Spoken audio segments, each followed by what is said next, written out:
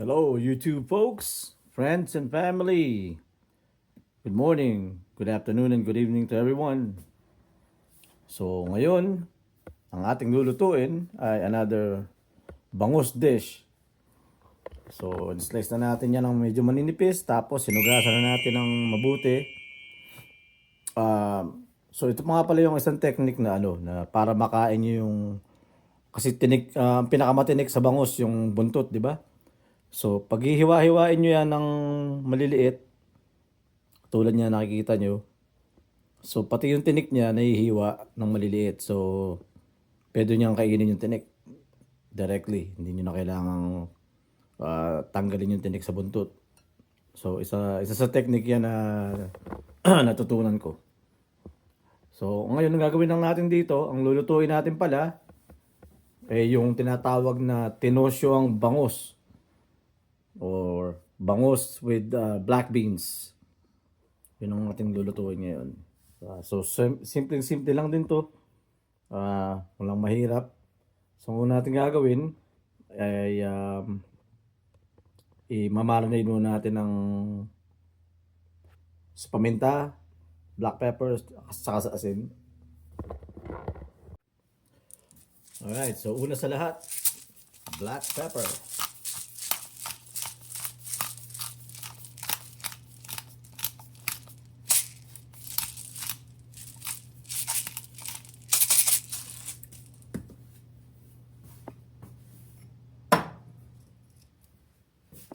Konting asin. Konti lang dahil maalat ang black beans.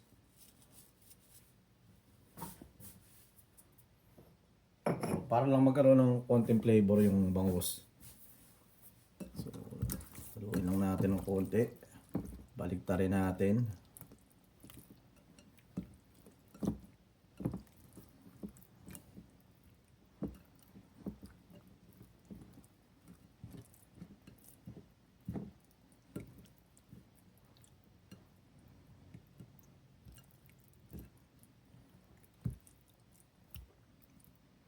Yan.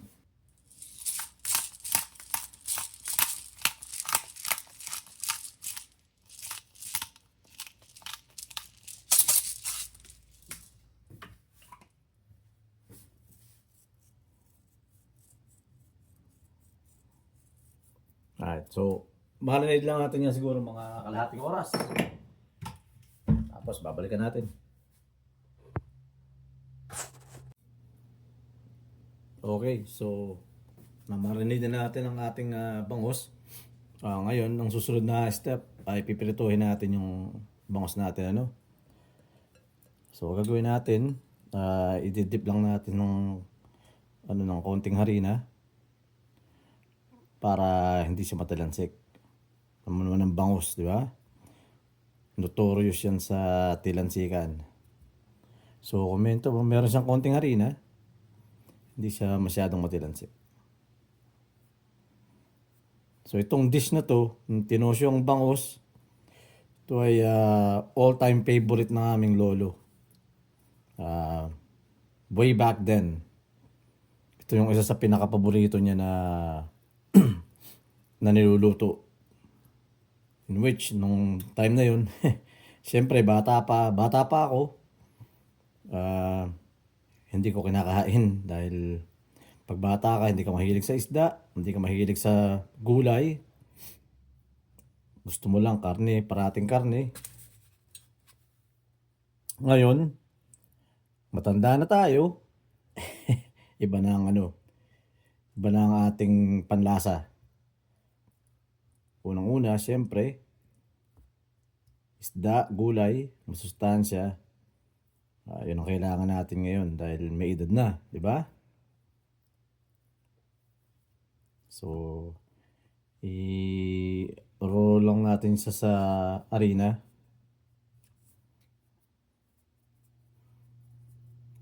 Tapos habang pinapainit natin tong kawali.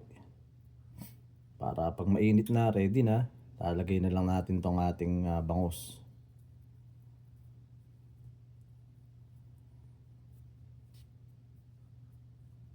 Dapat may din May ang totoo nitong niluluto ng lolo ko na natandaan ko laging ano, may ano siya, tokwa. Kasi nun sa palengke sa Malolos, makakabili ka ng parang ano na siya, mix na naka-plastic na yung black beans, para meron na siyang mix na ano na sabaw. Tapos may kasama ng tokwa yun. So hindi ko alam kung meron pa rin ganun na nabibili sa palengke na ano. Dahil matagal-tagal na rin na panahon yun. Pero yun talagang ano ng tinosyo ang bangus. O tahuri ang tawag. Tinosyoan, tahuri, tausi, maraming tawag eh.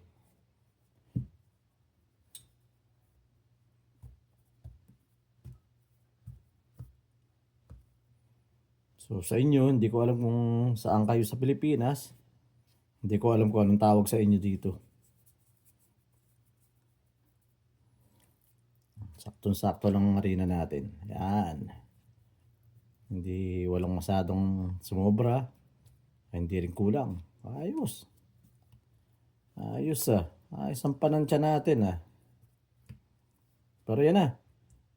Piprituhin na lang natin yan. Mainit-init na ang ating mantika.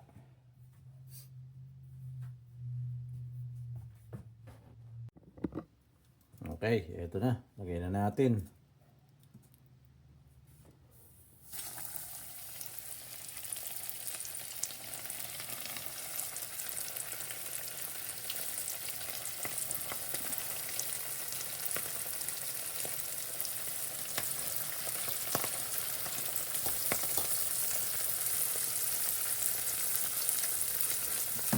Yan, so antayin lang natin siyang maprito lahat.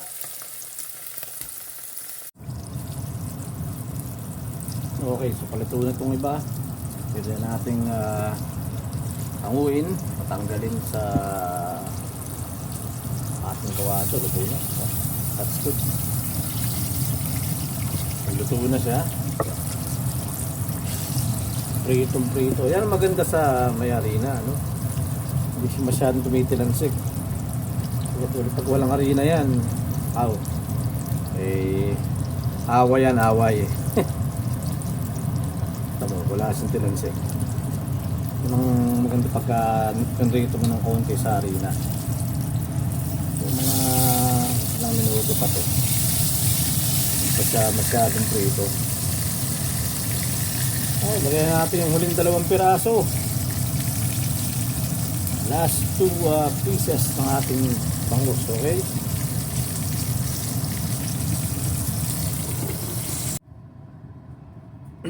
Okay, so umpisahan nating lutuin ang ating tinosyo ang bangus. Napito na natin lahat ng piraso natin. Magigis na lang tayo ng ating the usual, di ba?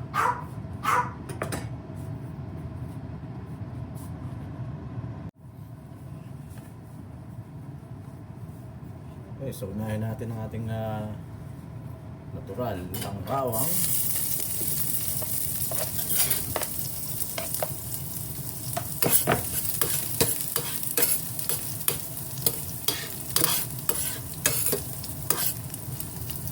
Tapos natin ang ating sibuyas.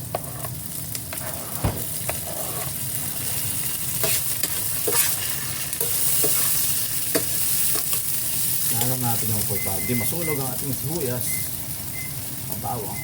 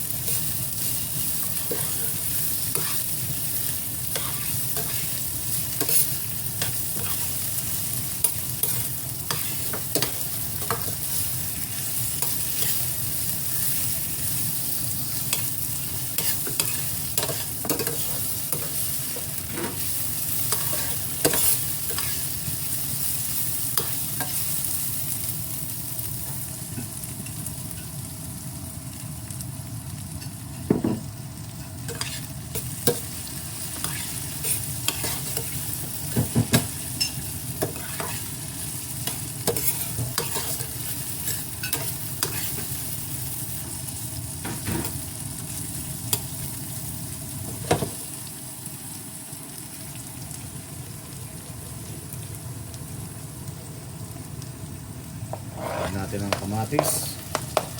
Sabay na natin yung luya. Sabay-sabay na. So yan yung ating mga sangkap. Simple lang. Bawang, sibuyas, kamatis, luya. Hintayin natin lakas ng konti yung apoy.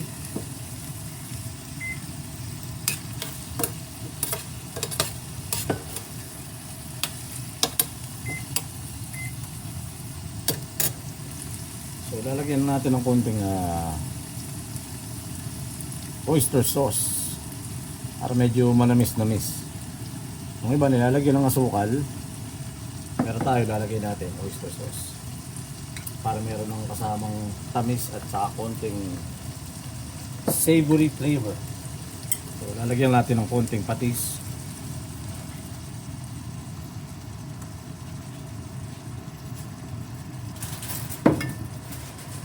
Konti lang dahil yung black beans maalat, sobrang maalat na yun.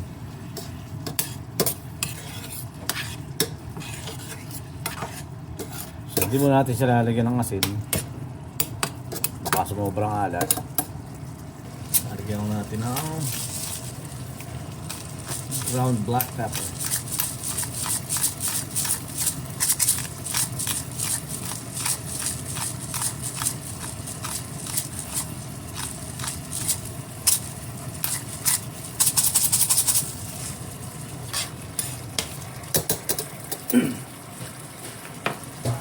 Lalagyan na rin natin itong black beans para lumambot pa ng gusto. Kasi medyo matitigas pa yung black beans. Tinanggal ko na yung sabaw niya, maraming sabaw yan. Masyadong maalat yung sabaw. So ayan, nalulusaw na yung ating kamatis. Tsaka pati yung onions nagiging transparent na. Yan yung hinahanap natin na naluto. Lagyan natin ng konting tubig. So 1 cup lang na tubig yan. Takpan lang natin para kumulo.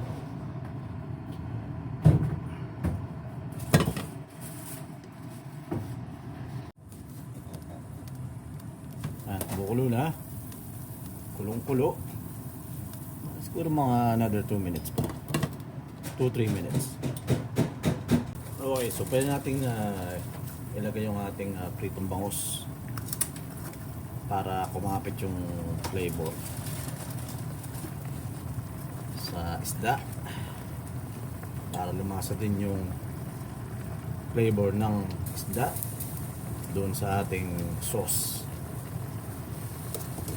Okay, ganda ng pagkakaprito.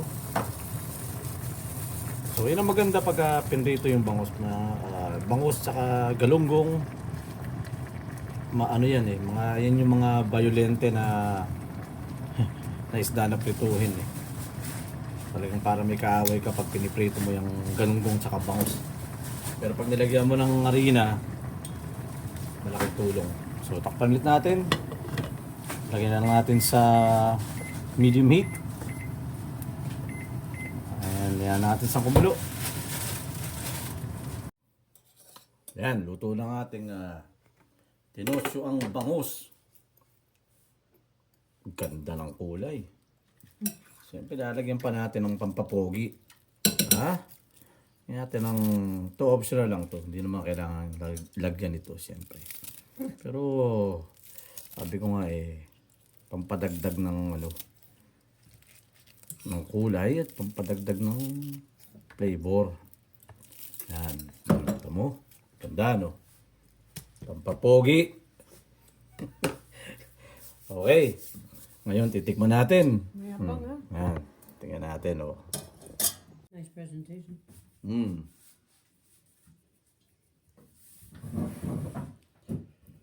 Okay, ito na, tikman na natin.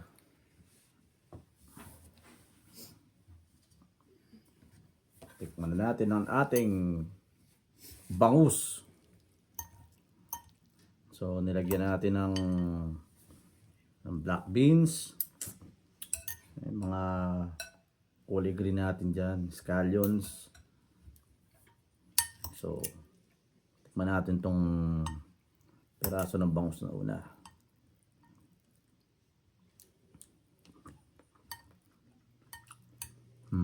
Tingnan natin ang kanin. Tamang-tama, lumasa yung ating oyster sauce.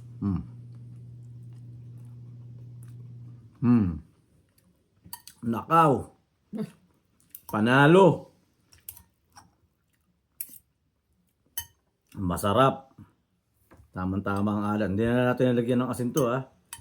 Walang asin yan. Lagyan lang natin na timpla, paminta, oyster sauce, konting patis, saka yung asin na nilagay natin sa bangus bago natin prito. Yun lang.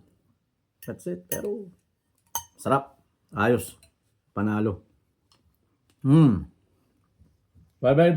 Simple lang. Tama-tama.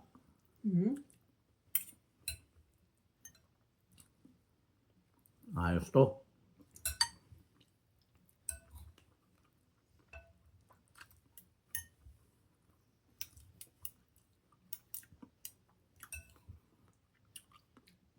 Okay. Hanggang sa susunod.